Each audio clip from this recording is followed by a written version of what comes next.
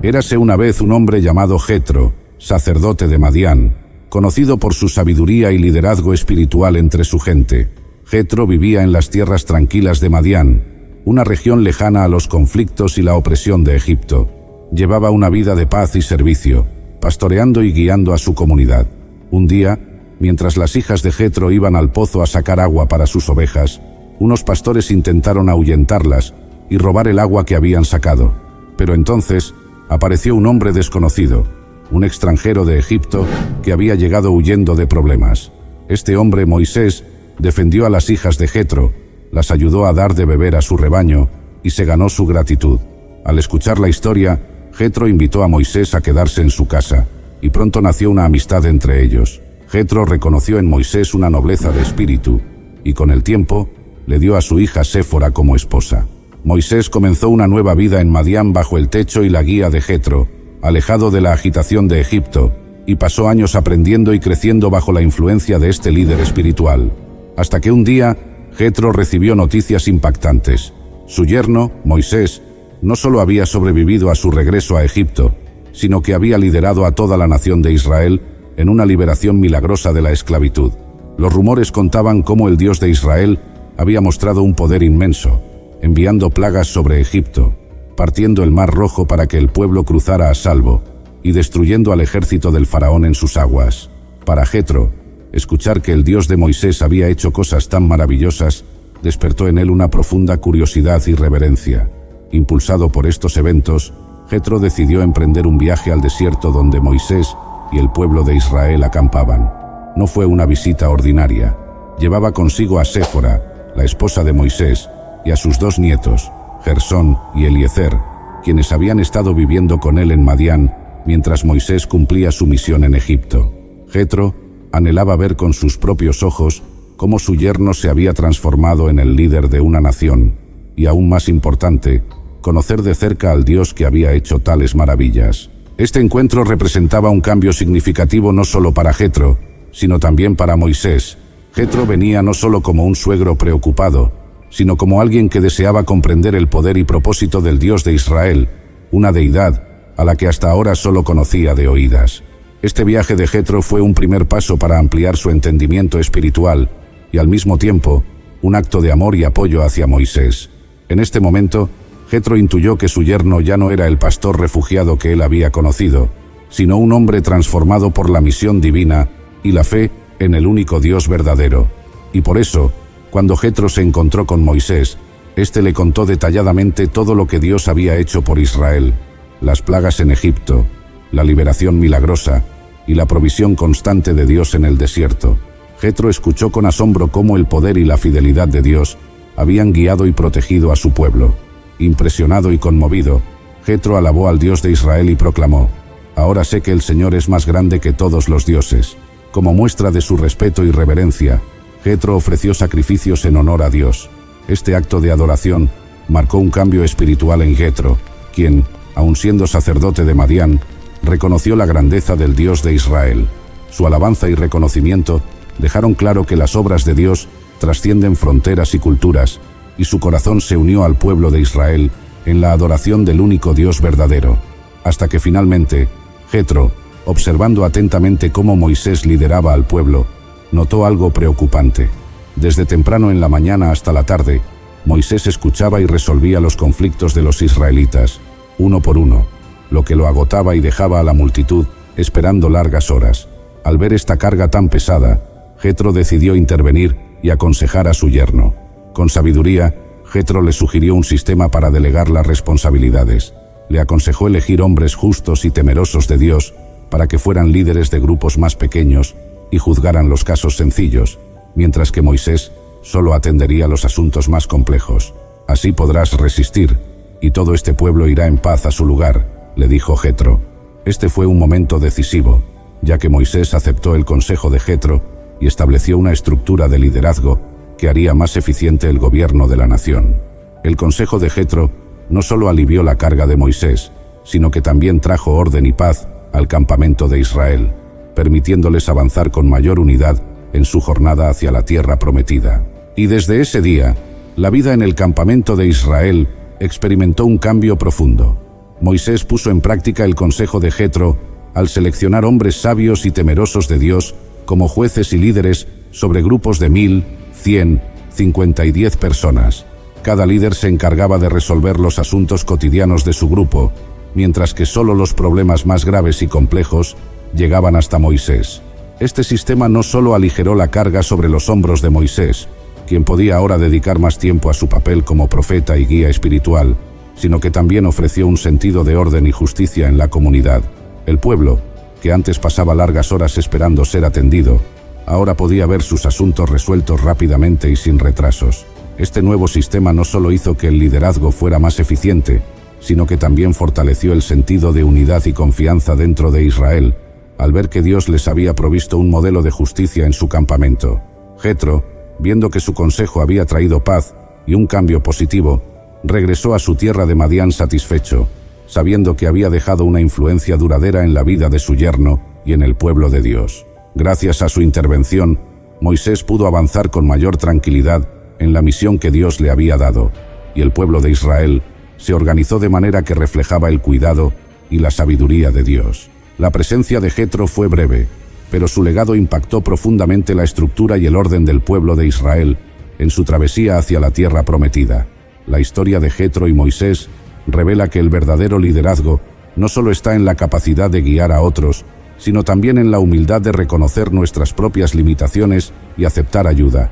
Moisés, a pesar de ser el líder escogido por Dios y haber sido testigo de grandes milagros, no dudó en recibir el consejo de Jetro, quien vio con claridad que la carga de Moisés estaba agotándolo y dificultando el bienestar del pueblo.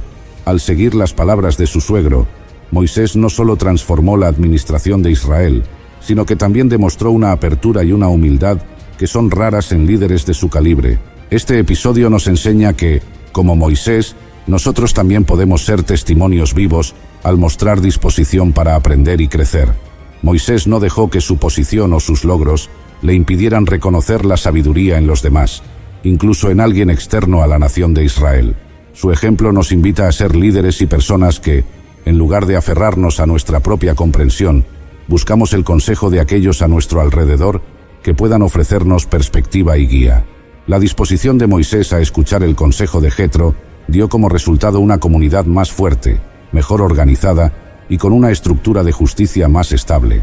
Al igual que Moisés, podemos permitir que Dios use personas en nuestra vida para mejorar nuestras decisiones y fortalecer nuestro testimonio. Este relato es un llamado a liderar con humildad y a recordar que Dios puede manifestar su sabiduría a través de quienes nos rodean, si mantenemos el corazón abierto. En nuestra vida diaria, que podamos ser como Moisés, un testimonio vivo de alguien que, aún en medio de grandes responsabilidades, nunca dejó de aprender, crecer y aceptar el apoyo de otros en su camino de fe. Si la historia de Jetro te ha inspirado a ver cómo Dios usa la sabiduría y el consejo para fortalecer a su pueblo, compártela con alguien que necesite recordar el poder de la guía divina. La historia de Jetro y Moisés nos muestra que, a través de la humildad y la disposición para aprender de otros, incluso en momentos difíciles, se puede encontrar propósito y dirección.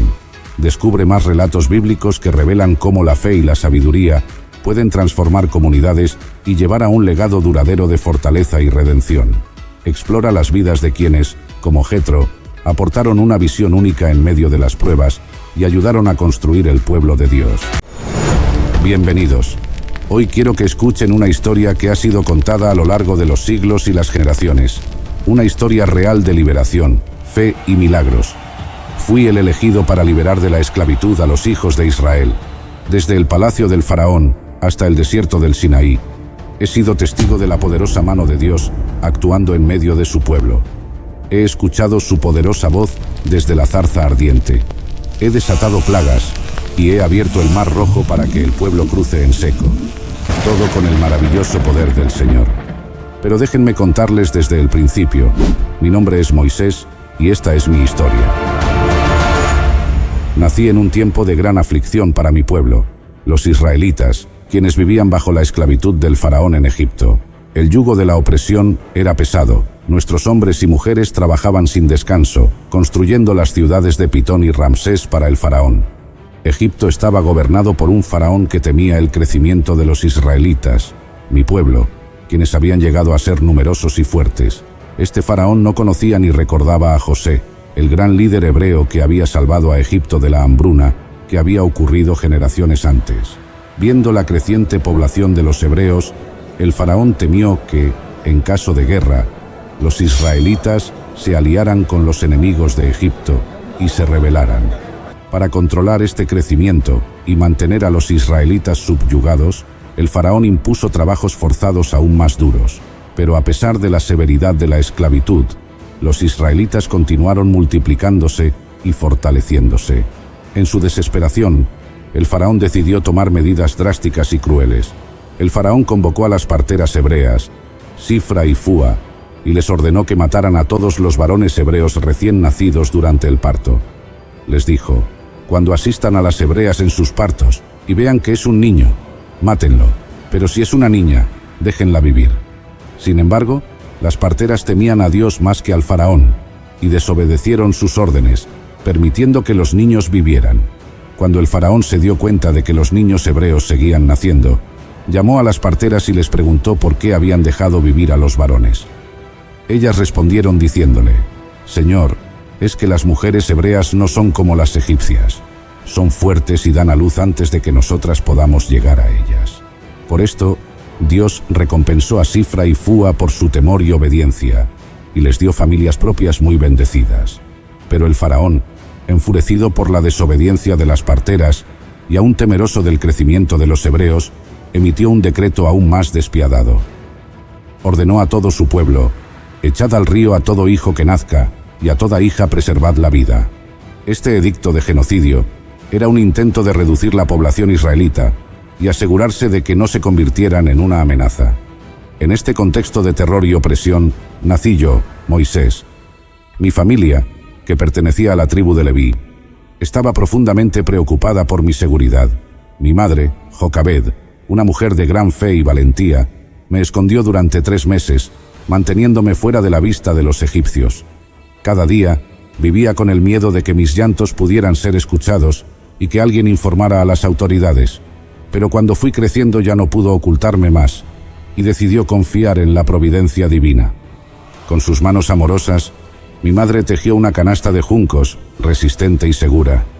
La recubrió con brea para asegurar que flotara en el río sin que el agua la inundara. Me colocó dentro de la canasta, arropado con cuidado, y con un último beso de despedida y una oración en su corazón, me dejó a la deriva en las aguas del Nilo. Mi hermana mayor, Miriam, observaba desde la distancia, vigilante, siguiendo el curso de la canasta mientras flotaba. Dios, quien conoce el destino de todos nosotros, quiso que la hija del faraón se encontrara bañándose en el río justamente ese día y momento. Al ver la canasta entre los juncos, envió a una de sus doncellas a recogerla. Al abrirla, me encontró llorando, y su corazón se conmovió. Aunque ella supo que yo era un niño hebreo, decidió adoptarme. Mi hermana Miriam, que había estado observando todo, se acercó sagaz y valientemente y le ofreció a la hija del faraón buscar una nodriza hebrea para que pudiera cuidar de mí. Así fue como, por la providencia de Dios, mi propia madre fue llamada para amamantarme y cuidarme, aunque fuera bajo la apariencia de ser simplemente mi nodriza. Cuando cumplí la edad para ser destetado, mi madre no fue más mi nodriza y quedé con mi madre adoptiva, pero sin olvidar todo lo que mi madre me había enseñado durante mis primeros años de vida. Crecí en el palacio del faraón, con todas las comodidades y privilegios de un príncipe egipcio de la época. Sin embargo, nunca olvidé mis raíces hebreas ni el sacrificio y la fe de mi madre. Mi nombre, Moisés, no es de origen hebreo sino egipcio, y me lo dio mi madre adoptiva, la hija del faraón, y significa sacado de las aguas, un recordatorio constante de cómo Dios me salvó y me preparó para una misión aún mayor. Como niño adoptado por la hija del faraón, mi vida en Egipto estuvo marcada por la dualidad de mi origen hebreo y mi crianza como príncipe egipcio. Aunque era un niño hebreo, recibí la mejor educación que la civilización más avanzada de la época podía ofrecer. Estudié en las escuelas del palacio, donde aprendí a leer y escribir en jeroglíficos y otras lenguas de la época. Fui instruido en las ciencias, las matemáticas, la astronomía y la medicina, disciplinas en las que los egipcios eran especialmente avanzados. Además de estas materias, recibí entrenamiento militar, aprendiendo el arte de la guerra, la estrategia y la táctica. Participé en ejercicios físicos rigurosos que fortalecieron mi cuerpo y mi espíritu. También fui instruido en la filosofía y la religión egipcia, conociendo los mitos, los dioses y las ceremonias que sostenían la estructura espiritual y política del imperio.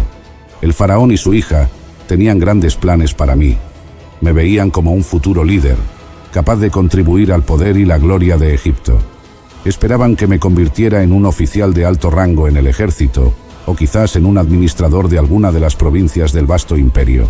Con mi inteligencia y habilidades, creían que podría jugar un papel crucial en la política y la administración del reino.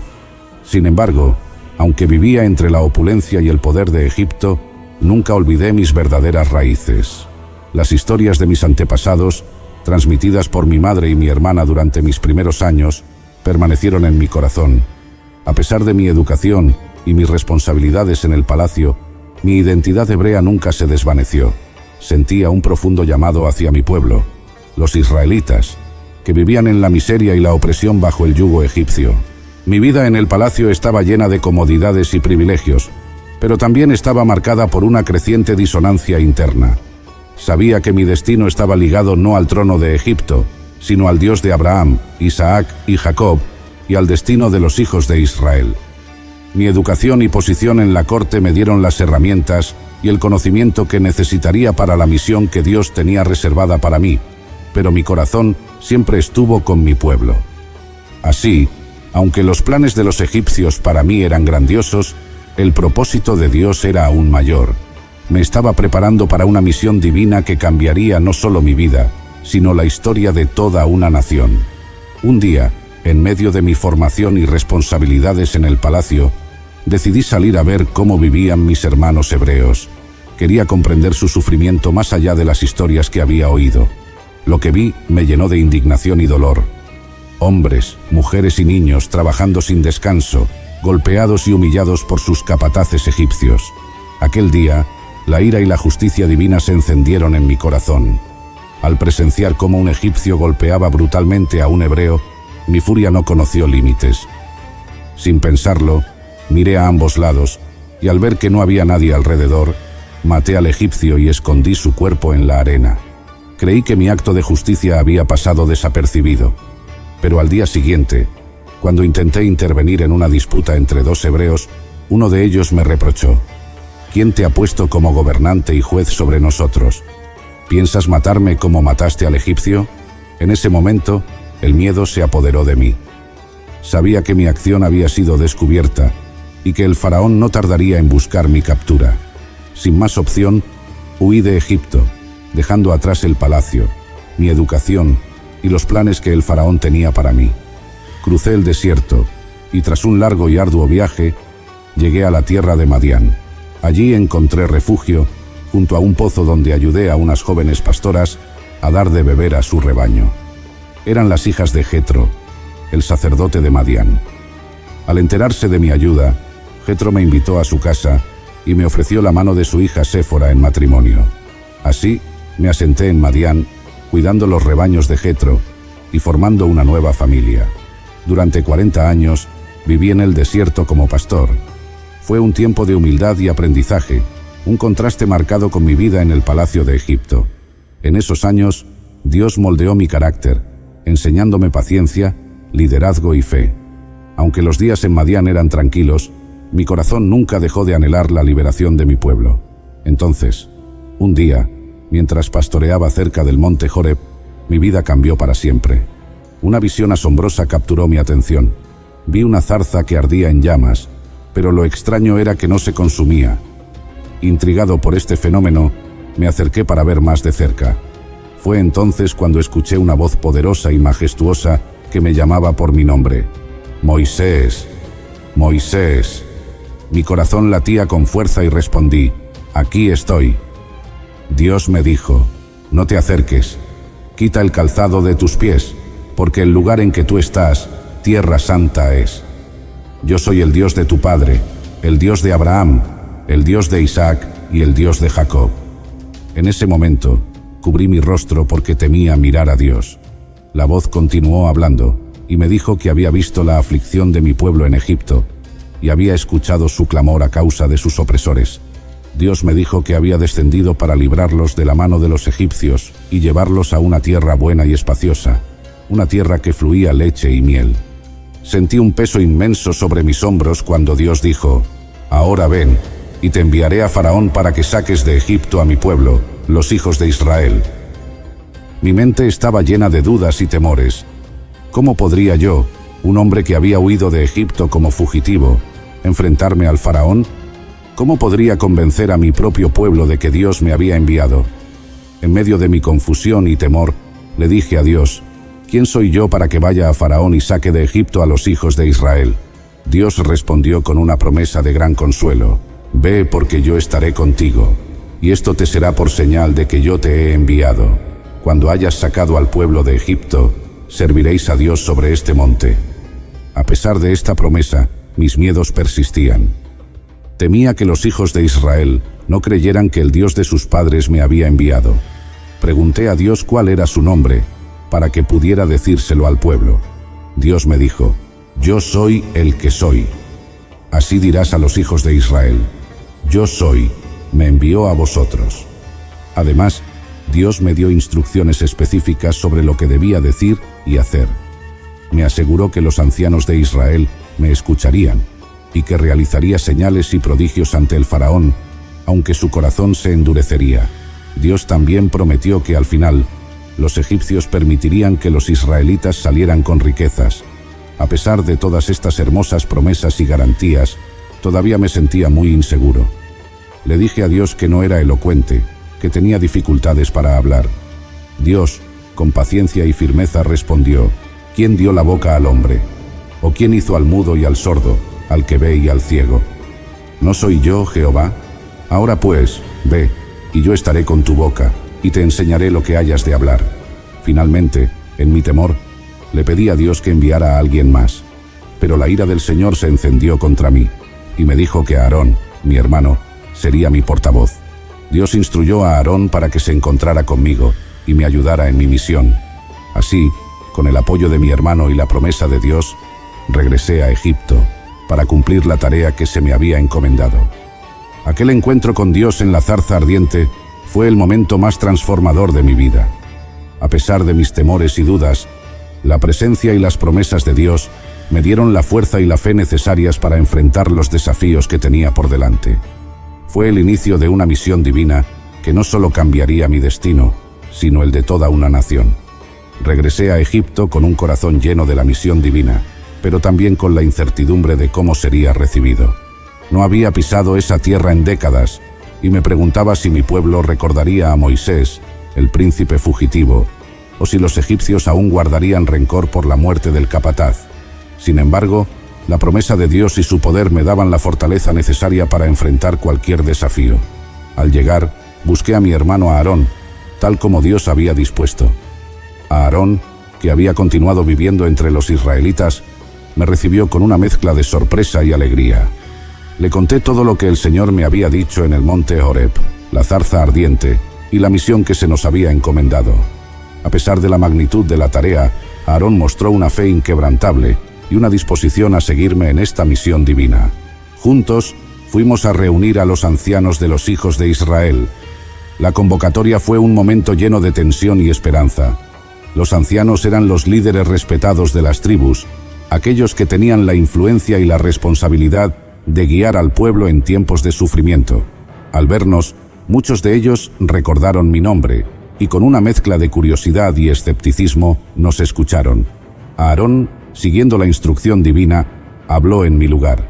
Con su voz firme y clara, explicó cómo el Dios de nuestros padres, el Dios de Abraham, Isaac y Jacob, había visto la aflicción de su pueblo y había decidido actuar.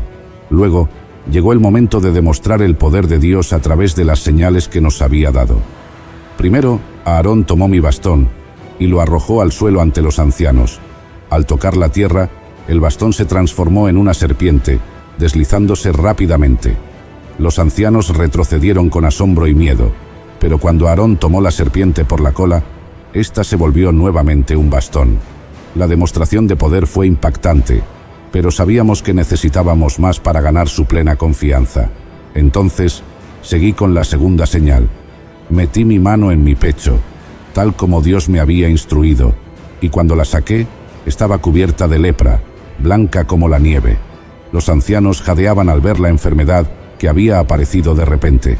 Volví a meter mi mano en mi pecho y al sacarla de nuevo, estaba completamente sana, restaurada a su color natural. Finalmente, para la tercera señal, llevé un recipiente con agua del Nilo. Ante la mirada atónita de los ancianos, vertí el agua sobre la tierra y al hacerlo, el agua se convirtió en sangre. La tierra absorbió el líquido rojo y un silencio reverente cayó sobre el grupo. Estas señales eran innegables pruebas de que Dios estaba con nosotros y que había escuchado el clamor de su pueblo. Los ancianos, conmovidos y convencidos por las señales, creyeron en el mensaje que les traíamos. Al escuchar que Dios había visto su aflicción y que había decidido liberarlos, se inclinaron y adoraron. Este primer acto de fe por parte de mi pueblo fue un aliciente para nuestro corazón. Nos llenó de esperanza y nos dio la fuerza necesaria para enfrentar al faraón. Sabíamos que el camino sería arduo y lleno de obstáculos, pero con la fe renovada de nuestro pueblo y la certeza de la presencia de Dios, estábamos listos para cumplir la misión que se nos había encomendado. Así, nos dirigimos al palacio del faraón, con la confianza de que el Dios de Israel estaba con nosotros, guiando cada uno de nuestros pasos. Queridos amigos del canal Historias Sagradas, bienvenidos nuevamente. Si no han visto la primera parte de esta épica historia, les invito a hacerlo. Allí relaté desde mi nacimiento en tiempos de gran aflicción para los israelitas, hasta mi encuentro divino con Dios en la zarza ardiente en el monte Horeb. Ahora, continuemos con esta fascinante narración desde el momento en que regresé a Egipto. Con el corazón lleno de la misión divina y la promesa de Dios, regresé a Egipto acompañado de mi hermano Aarón. Sabíamos que la tarea no sería fácil, pero la certeza de la presencia de Dios nos daba la fortaleza necesaria para enfrentar cualquier desafío. El desierto que habíamos cruzado para llegar a Egipto era vasto y árido, pero cada paso estaba lleno de propósito. Recordaba claramente las palabras de Dios en el monte Horeb. Su voz resonaba en mi mente como un faro en la oscuridad. Yo estaré contigo. Esa promesa era mi ancla y mi refugio en medio de la incertidumbre. Al llegar a Egipto, mi primer objetivo fue reunirme con los ancianos de Israel. Estos hombres eran los líderes respetados de las tribus, aquellos que habían mantenido viva la esperanza de nuestro pueblo a pesar de la esclavitud y la opresión. Sería crucial contar con su apoyo para que el mensaje de liberación se propagara y arraigara en los corazones de todos los israelitas. Aarón y yo nos dirigimos a un lugar secreto donde los ancianos se reunían. Era un refugio humilde, un lugar donde podían hablar libremente sin el temor de los capataces egipcios. Al entrar, sentí una mezcla de nerviosismo y determinación. Los rostros curtidos por el sol y las arrugas de la preocupación de los ancianos se volvieron hacia nosotros con una mezcla de curiosidad y escepticismo. Aarón, con su voz firme y clara, comenzó a hablar en mi lugar. Explicó cómo el Dios de nuestros padres, el Dios de Abraham, Isaac y Jacob, había visto la aflicción de su pueblo y había decidido actuar. Sentí que el aire se volvía más denso a medida que cada palabra se impregnaba en la mente de los ancianos. Para convencerlos de que Dios realmente nos había enviado, realizamos las señales que el Señor nos había dado. Aarón arrojó su bastón al suelo con un movimiento decidido, y este se convirtió en una serpiente que se retorcía vivamente. Los ancianos retrocedieron, algunos murmurando oraciones, mientras otros observaban con ojos abiertos de par en par. Luego, con igual seguridad, Aarón tomó la serpiente por la cola y volvió a ser un bastón. Era una demostración de poder que no podían ignorar. Entonces llegó mi turno. Con una mezcla de temor reverente y fe, metí mi mano en mi pecho y, al sacarla, estaba cubierta de lepra, blanca como la nieve. Los murmullos crecieron en intensidad y algunos ancianos se inclinaron, ocultando sus rostros. Volví a meter mi mano en mi pecho y al sacarla de nuevo, estaba completamente sana, restaurada a su color natural. Era como si Dios mismo estuviera diciendo: «Yo soy el Señor que sana». Finalmente, para la tercera señal, vertí agua del Nilo sobre la tierra. Los ancianos observaron con atención, y cuando el agua tocó el suelo, se convirtió en sangre. El líquido rojo se esparció rápidamente, empapando la tierra. Un silencio reverente cayó sobre el grupo. Estas señales eran pruebas irrefutables del poder de Dios y de que Él estaba con nosotros.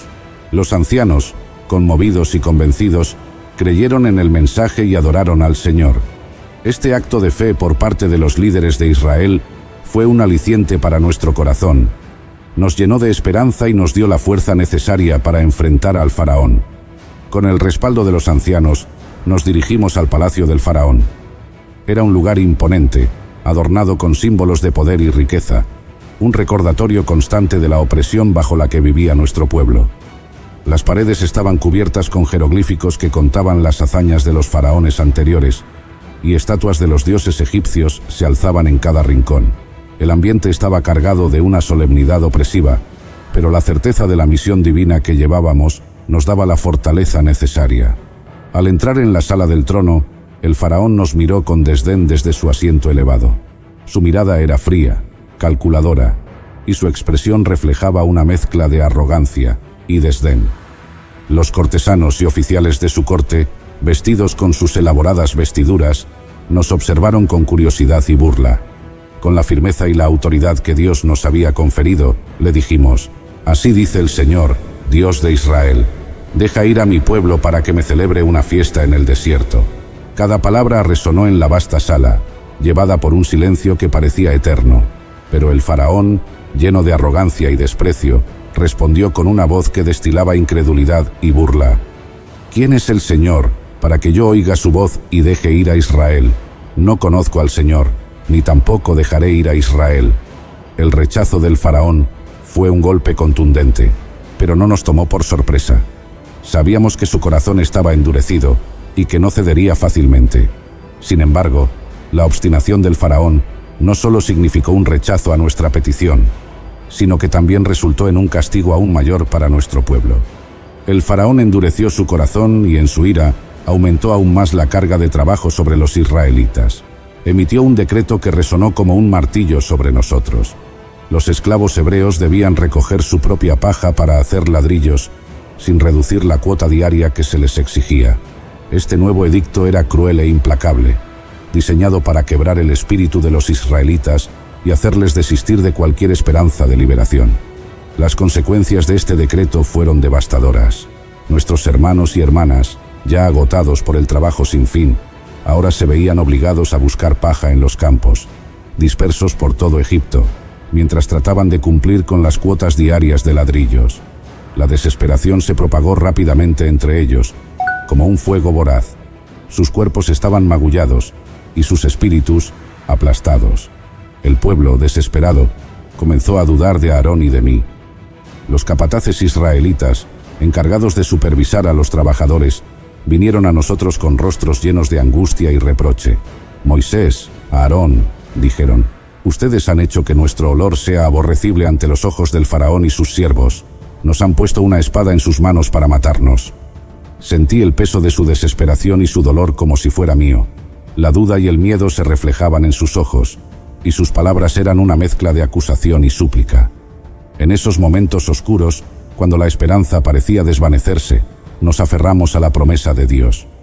Recordé las palabras que el Señor me había dicho: «Ve, porque yo estaré contigo». Esa promesa era nuestra ancla en la tormenta, nuestro refugio en medio de la adversidad. Sabíamos que Dios no nos había enviado para fallar, y aunque el camino era duro, su propósito prevalecería. A pesar de la creciente oposición y las dificultades, persistimos. Nos postramos ante Dios, clamando por su intervención y guía. Sabíamos que las plagas que vendrían serían la demostración del poder de Dios, destinadas a quebrar la resistencia del faraón y liberar a su pueblo. La certeza de que Dios estaba con nosotros nos dio el coraje para seguir adelante, sabiendo que cada obstáculo sería superado por su poder y su voluntad. Entonces comenzaron las plagas. La primera señal del poder de Dios fue convertir las aguas del Nilo en sangre. Al golpear el río con mi bastón, el agua cristalina se tornó roja, densa y pútrida. Los peces murieron inmediatamente. flotando inertes en la superficie, mientras un hedor insoportable se esparcía por toda la región. Los egipcios, desesperados, cavaron a lo largo del Nilo buscando agua potable, pero en vano. Sin embargo, a pesar de este desastre ecológico, el faraón permaneció inmutable, su corazón endurecido como la piedra. Luego vinieron las ranas. En una invasión sin precedentes, estos anfibios cubrieron la tierra, invadiendo hogares, lechos, hornos y lugares de trabajo. Su croar incesante y su presencia en cada rincón de la vida diaria egipcia era un recordatorio constante de la ira divina. La gente se veía obligada a convivir con estos intrusos desagradables que perturbaban cada aspecto de su existencia. El faraón, agobiado por el caos, pidió a Aarón que retirara las ranas, pero una vez desaparecidas, volvió a su obstinada resistencia. La tercera plaga fue incluso más aterradora. El polvo del suelo se convirtió en piojos. Estas diminutas criaturas se extendieron rápidamente, infestando a personas y animales por igual. Nadie podía escapar de su picadura constante y molesta, y la suciedad se convirtió en una plaga viviente que afectaba la salud y la higiene de toda la población. A pesar de la miseria y el sufrimiento que causaban, el corazón del faraón seguía endurecido, incapaz de ceder ante la evidencia del poder de Dios. Cada plaga era un golpe directo a los dioses de Egipto, mostrando la supremacía del Dios de Israel. La cuarta plaga trajo enjambres de moscas, que invadieron las casas, cubrieron los alimentos y atormentaron a la gente. Su zumbido constante y su presencia abrumadora hicieron la vida insoportable, y una vez más, el faraón rogó por alivio, solo para retractarse una vez que las moscas desaparecieron. La quinta plaga afectó al ganado. Una peste mortal se esparció rápidamente, matando caballos, burros, camellos, ovejas y ganado vacuno. El impacto económico y social fue devastador, ya que estos animales eran esenciales para el transporte, la agricultura y la alimentación. A pesar de las pérdidas catastróficas, el faraón permaneció obstinado. La sexta plaga trajo úlceras y llagas que se formaron en hombres y bestias.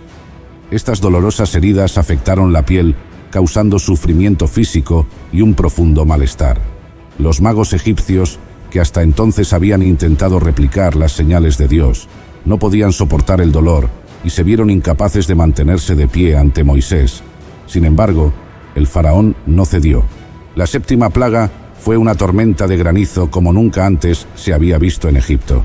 El cielo se oscureció y piedras de hielo mezcladas con fuego cayeron, destruyendo cultivos, árboles y edificios. Aquellos que no se refugiaron fueron golpeados por la furia de la tormenta, que dejó tras de sí un paisaje de devastación y ruinas. Pero a pesar del poder destructivo de esta plaga, el faraón persistía en su obstinación. Llegó entonces la plaga de langostas. En un enjambre tan denso que oscureció el cielo, estos insectos devoraron lo poco que quedaba después del granizo. Todo verde desapareció, dejando los campos y huertos estériles y desolados. El faraón, en un breve momento de desesperación, pidió a Moisés y a Aarón que oraran para que las langostas se fueran, pero una vez más, su corazón se endureció cuando la plaga cesó. Luego, 3 días de oscuridad total cubrieron Egipto. Era una oscuridad palpable, una noche eterna que paralizó la nación. Nadie se movía de su lugar, no se encendía ninguna luz. Los egipcios, atrapados en la tiniebla, vivieron en un terror constante. Pero el faraón, aunque prometía liberar al pueblo durante las plagas, siempre retrocedía cuando éstas cesaban. Finalmente, Dios anunció la 10ª plaga, la más terrible de todas, la muerte de los primogénitos de Egipto. Con el corazón pesado, instruía a los israelitas a sacrificar un cordero y marcar sus puertas con su sangre.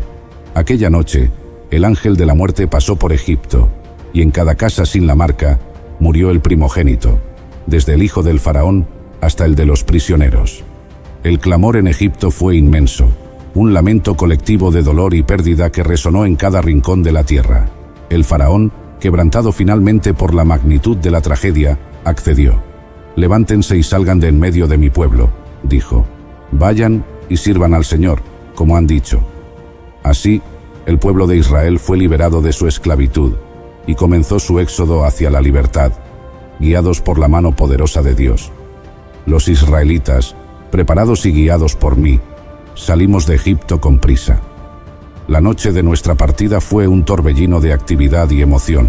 La orden del faraón llegó como un vendaval, y nuestros corazones se llenaron de una mezcla de alegría y temor. El aire estaba cargado de expectación, mientras los israelitas empacaban apresuradamente sus pertenencias, preparando el pan sin levadura y tomando todo lo que podían cargar. Las calles de Gosén, normalmente tranquilas en la noche, estaban llenas de familias que se preparaban para el viaje de sus vidas. Los egipcios, aterrorizados por las plagas que habían devastado su tierra y sobrecogidos por el reciente luto, nos entregaron sus riquezas, oro, plata, joyas y vestiduras. Era una compensación por los años de dura esclavitud y sufrimiento. Con estas provisiones y las instrucciones detalladas de Dios, así comenzó nuestro éxodo hacia la libertad, un momento largamente esperado que marcaba el fin de nuestra opresión y el inicio de una nueva era. Sin embargo, nuestro camino hacia la libertad no fue sin desafíos. Apenas habíamos dejado las fronteras de Egipto, cuando el faraón, arrepentido de haber dejado ir a su fuerza laboral, reunió su formidable ejército y comenzó a perseguirnos. La noticia de la persecución del faraón se extendió rápidamente entre los israelitas, y el pánico se apoderó de muchos. Los carros de guerra egipcios, conocidos por su velocidad y letalidad, avanzaban rápidamente, y su aproximación se podía sentir en el suelo que temblaba bajo sus ruedas. Llegamos a las orillas del Mar Rojo, un vasto e infranqueable cuerpo de agua que parecía sellar nuestro destino. El pueblo, atrapado entre las aguas y el ejército egipcio que se acercaba, clamó a mí en desesperación. Sentí el peso de su miedo y sus dudas, y en ese momento de prueba, levanté mi voz al Señor, buscando guía y salvación. Dios, en su infinita misericordia, me habló, diciéndome que alzara mi bastón sobre el mar. Con una mezcla de fe y esperanza, levanté mi bastón y extendí mi mano sobre el mar. El viento comenzó a soplar con fuerza y las aguas se dividieron ante nosotros, creando un camino seco. Era un milagro más allá de toda comprensión, un testimonio del poder y la fidelidad de Dios. Los israelitas, con renovada esperanza, comenzaron a cruzar el lecho marino, caminando entre paredes de agua que se alzaban a ambos lados. Los egipcios, decididos a capturarnos, nos siguieron por el camino abierto en el mar. La visión de su ejército, con sus carros y caballos, adentrándose en el camino abierto por Dios, llenó de temor a muchos, pero la confianza en la promesa divina nos impulsó a seguir adelante. Cuando el último de los israelitas alcanzó la orilla opuesta, extendí mi mano sobre el mar una vez más, y las aguas volvieron a su lugar, cubriendo y destruyendo a todo el ejército egipcio. Los carros y caballos quedaron sepultados bajo las aguas, y la amenaza que había pendido sobre nosotros fue borrada por completo. Así, el Señor salvó a Israel aquel día de mano de los egipcios. El pueblo, viendo el gran poder de Dios, creyó en Él y en su siervo Moisés. La travesía a través del Mar Rojo no solo marcó el fin de nuestra esclavitud, sino también el inicio de un nuevo capítulo en nuestra historia, uno de libertad y esperanza, guiados por la mano poderosa de Dios. Este evento quedaría grabado en nuestra memoria colectiva, recordado en generaciones futuras como el momento en que Dios intervino de manera decisiva para liberar a su pueblo y llevarnos hacia la tierra prometida. La fe del pueblo fue fortalecida, y nuestros corazones se llenaron de gratitud y alabanza al Dios que nos había salvado con su mano poderosa. Queridos amigos del canal Historias Sagradas, bienvenidos nuevamente. Si no han visto las primeras dos partes de esta épica historia, les invito a hacerlo para entender plenamente el contexto de nuestra jornada. Les he relatado desde mi nacimiento hasta el cruce milagroso del Mar Rojo. Ahora, avancemos en el relato desde el momento en que pisamos tierra firme al otro lado del mar, hasta el final de mis días. Después de haber cruzado el Mar Rojo y presenciado la destrucción del ejército egipcio, nos llenamos de un gozo indescriptible y una profunda gratitud hacia Dios. El milagro que acabábamos de vivir era la manifestación más clara de su poder y su fidelidad. La liberación definitiva de las garras de la esclavitud y la opresión marcó un antes y un después en nuestras vidas. La euforia se desató en nuestro campamento. Miriam, mi hermana, se destacó en medio de la multitud, tomando un pandero en sus manos. Con una expresión de júbilo y adoración, comenzó a tocar el pandero, y su sonido resonó como una melodía de esperanza y victoria. Las mujeres, contagiadas por su entusiasmo, se unieron a ella, cantando y danzando en alabanza a Dios. El cántico de Miriam, conocido como el Cántico del Mar, proclamaba la grandeza de Dios y su triunfo sobre los egipcios. Cantad al Señor, porque ha triunfado gloriosamente. Ha arrojado al mar al caballo y al jinete. La danza y el canto de las mujeres no solo eran una expresión de gratitud, sino también un acto de fe y consagración. Cada paso, cada nota, cada movimiento de sus cuerpos era un testimonio viviente de que habíamos sido rescatados por el brazo fuerte y extendido de Dios. La atmósfera se llenó de una mezcla de alegría y reverencia, un reconocimiento de que habíamos sido testigos de un milagro divino y que estábamos bajo la protección del Altísimo. Fue un momento de celebración, pero también de preparación para los desafíos que nos esperaban en el desierto. Sabíamos que la travesía hacia la tierra prometida no sería fácil. El desierto se extendía ante nosotros, vasto e implacable. La alegría de la victoria debía ir acompañada de una fe renovada y una confianza inquebrantable en Dios. Entendíamos que el mismo Dios que nos había liberado de Egipto sería quien nos guiaría y proveería en el desierto. Mientras cantábamos y danzábamos, en nuestros corazones se forjaba una determinación firme. Nos comprometíamos a seguir a Dios, a confiar en su guía y a obedecer sus mandamientos. Cada paso en el desierto sería un paso de fe, cada día una oportunidad para ver la mano de Dios en acción. El canto de Miriam se convirtió en nuestro himno, un recordatorio constante de que, sin importar cuán grandes fueran los desafíos que enfrentáramos, el Señor estaba con nosotros. Así, con el alma fortalecida y el espíritu lleno de esperanza, nos preparamos para la travesía que nos llevaría a la tierra prometida. La experiencia en el Mar Rojo nos enseñó que Dios es fiel y poderoso, y esa certeza sería nuestra guía y fortaleza en el camino que teníamos por delante. La celebración de nuestra liberación no fue solo un momento de alegría, sino también un preludio a la gran aventura de fe que nos esperaba en el desierto, donde aprenderíamos a depender completamente de Dios y a confiar en su provisión en cada paso del camino. El desierto de Shur, nuestro primer destino, era un vasto y árido paisaje que se extendía hasta donde alcanzaba la vista. La arena infinita y las montañas rocosas se combinaban para crear un entorno inhóspito y desolador. Cada día que pasábamos en ese lugar parecía una prueba de nuestra fe y resistencia. Durante 3 días caminamos sin encontrar una gota de agua. La sed comenzaba a apoderarse de nosotros, y el agotamiento físico se hacía evidente en cada rostro. La esperanza que habíamos sentido al cruzar el Mar Rojo comenzaba a desvanecerse, reemplazada por el miedo y la incertidumbre. El pueblo, desesperado, comenzó a murmurar contra mí, cuestionando si Dios realmente estaba con nosotros. Las quejas se hicieron más fuertes y frecuentes, y la duda se extendió como un fuego incontrolable. Los recuerdos de la esclavitud en Egipto, aunque dolorosos, se mezclaban con una añoranza de las comodidades que habíamos dejado atrás. La fe que nos había sostenido empezaba a tambalearse, y el descontento se hacía palpable. Finalmente llegamos a Mara, donde encontramos agua. Sin embargo, nuestra alegría se convirtió en desilusión cuando descubrimos que el agua era amarga e imposible de beber. La frustración y el enojo del pueblo aumentaron, y sus acusaciones se dirigieron hacia mí con más intensidad. Sentí el peso de su desesperación, y en mi propio corazón también luché con la incertidumbre. Pero en medio de la aflicción, clamé al Señor, buscando su guía y provisión. El Señor, en su infinita misericordia, me mostró un árbol. Obedeciendo su instrucción, lancé el árbol al agua, y milagrosamente, el agua se volvió dulce y potable.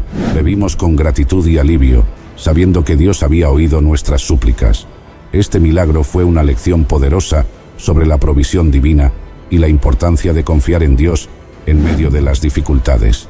Nos recordó que, incluso en los momentos más oscuros, Dios es capaz de transformar lo amargo en dulce y proveer lo que necesitamos. Después de la experiencia en Mara, continuamos nuestro viaje y llegamos a Elim, un oasis en medio del desierto. Allí, 12 fuentes de agua y 70 palmeras nos ofrecieron un refugio de descanso y renovación. Fue un tiempo de alivio y recuperación, un recordatorio de que Dios no solo nos lleva a través de pruebas, sino que también nos brinda momentos de paz y rejuvenecimiento. Sin embargo, sabíamos que nuestro viaje estaba lejos de terminar y que debíamos seguir adelante. Pronto nos encontramos de nuevo en el desierto, enfrentando la falta de alimentos. La escasez se convirtió en una nueva prueba para nosotros.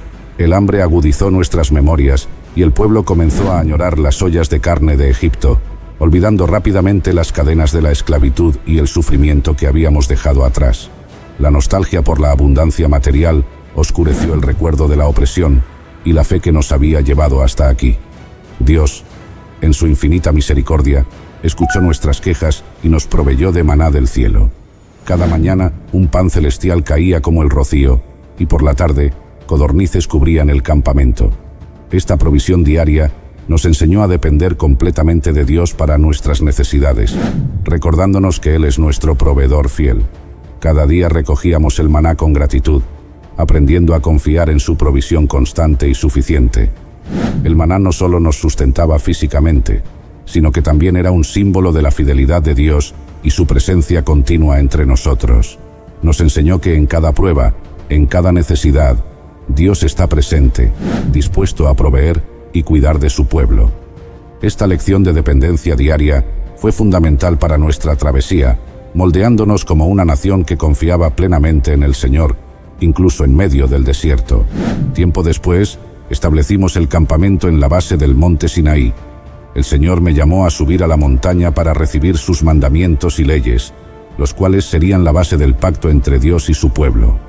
Me preparé para esta trascendental experiencia con un corazón lleno de reverencia y anticipación. Al pie del monte, dejé instrucciones claras a los ancianos y al pueblo, encomendándoles que permanecieran firmes y obedientes en mi ausencia. Junto a mí, subió Josué, mi fiel ayudante, hasta un punto, y luego continué solo, sumergiéndome en la nube densa que cubría la cumbre. La presencia del Señor era abrumadora y majestuosa. El monte temblaba y ardía con fuego, y la voz de Dios resonaba como truenos. Permanecí allí durante 40 días y 40 noches, recibiendo no solo los 10 mandamientos, sino también instrucciones detalladas sobre cómo debía ser construido el tabernáculo, el lugar donde la presencia de Dios habitaría en medio de su pueblo. Dios me reveló leyes y ordenanzas que guiarían nuestra vida comunitaria, estableciendo una relación santa y justa con Él y entre nosotros. Mientras estaba en la cumbre del monte, el Señor me entregó 2 tablas de piedra, escritas con el dedo de Dios, conteniendo los 10 mandamientos. Estas tablas eran un testimonio del pacto divino, un reflejo de la santidad y justicia de Dios, y una guía para nuestra vida. Sentí una profunda responsabilidad y honor al recibirlas, sabiendo que eran el fundamento de nuestra relación con el Todopoderoso. Sin embargo, en el campamento, la situación estaba muy lejos de la devoción y obediencia que esperaba encontrar a mi regreso. El pueblo, impaciente y temeroso por mi prolongada ausencia, comenzó a dudar y a inquietarse. Se dirigieron a Aarón, mi hermano, y le exigieron que les hiciera un Dios que los guiara, diciendo: «No sabemos qué ha sido de Moisés, el hombre que nos sacó de Egipto». Aarón, cediendo a la presión del pueblo, pidió que le entregaran sus joyas de oro, las cuales habían recibido de los egipcios. Con el oro, Aarón hizo un becerro de fundición, una imagen pagana que recordaba a los dioses de Egipto. El pueblo, viendo el becerro, exclamó: «Estos son tus dioses, Israel, que te sacaron de la tierra de Egipto». Construyeron un altar delante del ídolo y proclamaron un día de fiesta, ofreciendo sacrificios y entregándose a la idolatría y la desenfrenada celebración. En tan poco tiempo, habían olvidado las maravillas que Dios había hecho por ellos y se habían vuelto a las prácticas paganas que tanto aborrecía el Señor. Mientras aún estaba en la cumbre, el Señor me informó de la grave transgresión del pueblo. Su ira era grande, y me dijo que los destruyera y que hiciera de mí una gran nación. Clamé a Dios, intercediendo por el pueblo, recordándole su promesa a Abraham, Isaac y Jacob, y suplicando por su misericordia.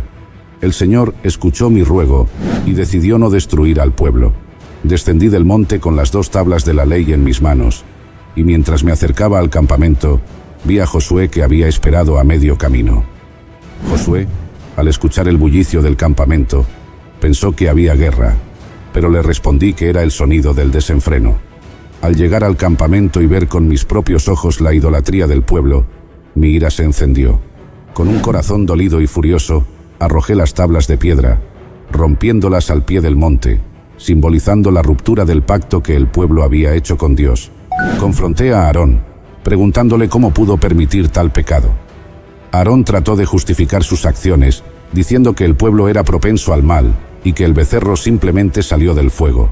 No acepté sus excusas y tomando el becerro de oro, lo quemé en el fuego, lo trituré hasta convertirlo en polvo y lo esparcí sobre el agua, obligando al pueblo a beberla, para que sintieran el amargo sabor de su pecado. Luego, me paré a la entrada del campamento y grité: «Quien esté de parte del Señor, que venga a mí». Los levitas se unieron a mí, y con su ayuda, ejecutamos a unos 3000 hombres ese día, como castigo por su idolatría. Fue un acto severo, pero necesario para purgar el pecado del campamento y restaurar la santidad entre nosotros. Al día siguiente, me dirigí nuevamente al Señor, confesando el gran pecado del pueblo y pidiendo perdón por ellos. Le dije a Dios que, si no los perdonaba, me borrara del libro que había escrito. Dios me respondió que borraría de su libro a quien pecara contra él, y me ordenó que continuara guiando al pueblo a la tierra prometida, asegurándome que su ángel iría delante de nosotros. Luego, el Señor me llamó a subir nuevamente al monte para recibir un nuevo par de tablas de piedra. Esta vez, tuve que tallar las tablas y llevarlas conmigo. Subí al monte Sinaí y estuve otros 40 días y 40 noches sin comer ni beber. El Señor escribió en las nuevas tablas los mismos mandamientos que estaban en las primeras tablas que rompí. Cuando descendí del monte con las nuevas tablas, mi rostro brillaba con la gloria de Dios, al punto que los israelitas tenían miedo de acercarse a mí. Les tuve que cubrir mi rostro con un velo mientras les hablaba y transmitía las palabras y mandamientos de Dios. Solo me quitaba el velo cuando entraba en la presencia del Señor para hablar con Él. Este evento dejó una marca indeleble en nuestra historia y en nuestras vidas. Nos recordó la gravedad del pecado, la santidad de Dios y la importancia de la obediencia y la fidelidad a su pacto. Desde ese día, la construcción del tabernáculo y la implementación de las leyes divinas se llevaron a cabo con mayor reverencia y dedicación, sabiendo que Dios mismo habitaba entre nosotros y nos guiaba con su mano poderosa.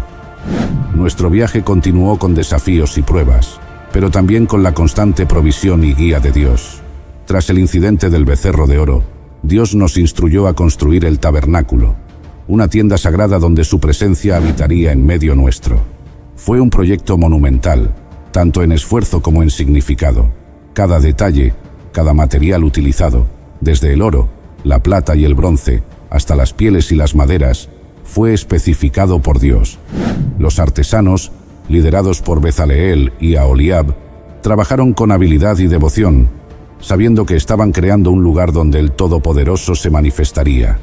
El tabernáculo no solo era un símbolo de la presencia de Dios, sino también un lugar de enseñanza y preparación.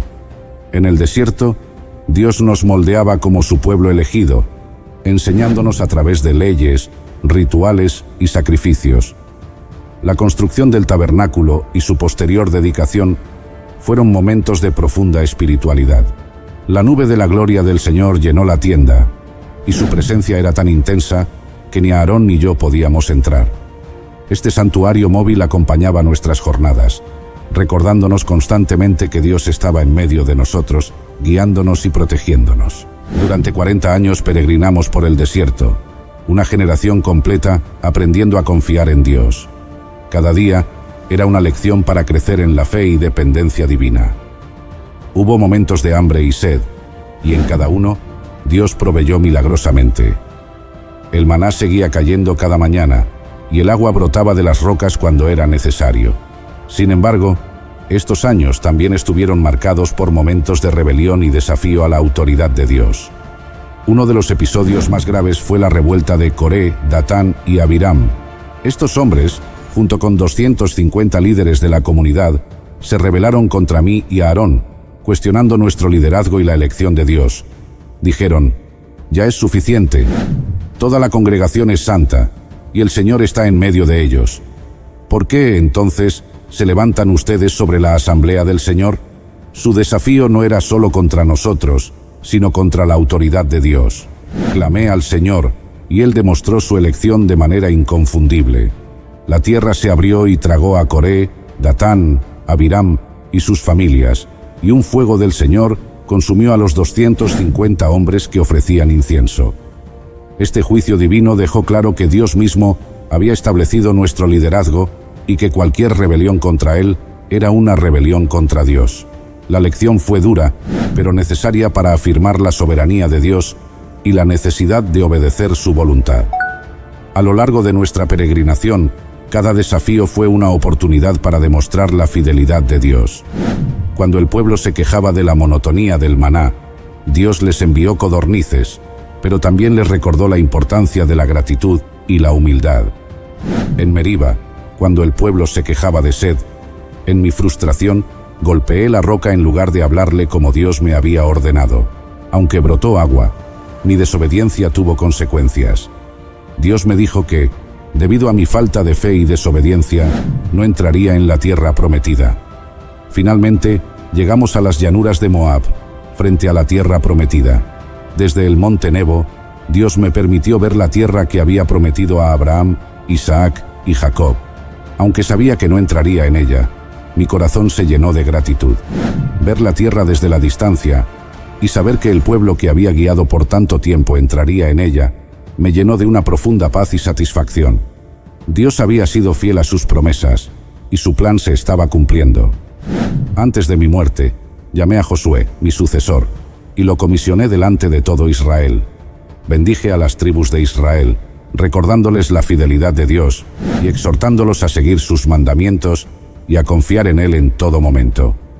Les recordé cómo Dios los había guiado y provisto en el desierto, y les aseguré que continuaría haciéndolo en la tierra prometida.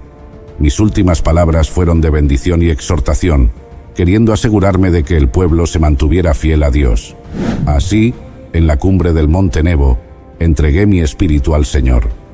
Mi vista alcanzó a ver la tierra prometida, y mi corazón descansó en la certeza de que Dios continuaría guiando y bendiciendo a su pueblo. Sabía que, aunque mi tiempo había terminado, el propósito de Dios seguía adelante. Él había sido fiel desde el principio, y seguiría siéndolo para siempre. Mi vida había sido un testimonio de su poder y gracia, y ahora, en la paz eterna, confiaba en que Israel prosperaría bajo su mano protectora. Apreciados amigos, así concluye esta épica historia y el viaje del pueblo de Israel desde la esclavitud en Egipto hasta las puertas de la tierra prometida. Hemos recorrido juntos momentos de grandes milagros y pruebas intensas, de rebeliones y redenciones, siempre guiados por la mano poderosa y misericordiosa de Dios. Mi vida fue un testimonio de la fidelidad de Dios y su capacidad para transformar lo imposible en posible. En mis primeros 40 años pensé que era alguien. De los 40 a los 80 años en el destierro, creí que no era nadie, y de los 80 a los 120, pude ver cómo Dios usó poderosamente a alguien que no era nadie. Que esta historia les inspire a confiar en Dios en todas las circunstancias de su vida, sabiendo que Él siempre está presente, dispuesto a guiar, proveer y proteger a su pueblo. Gracias por llegar hasta el final y por acompañarnos en este viaje a través de las Escrituras. Si esta narración ha tocado sus corazones y les ha inspirado, les invito a dejar su me gusta en este video. Su apoyo es invaluable y nos ayuda a continuar trayendo más contenido inspirador y educativo. No olviden suscribirse al canal y activar la campana de notificaciones para que sean los primeros en saber cuándo se publica el próximo episodio. Compartimos muchas más historias sagradas, llenas de enseñanzas y esperanza, que esperamos sean de gran bendición para ustedes y sus familias. Que Dios los bendiga abundantemente y que su fe se fortalezca día a día.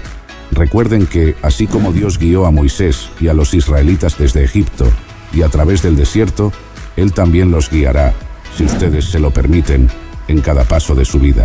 Hasta la próxima. Bendiciones.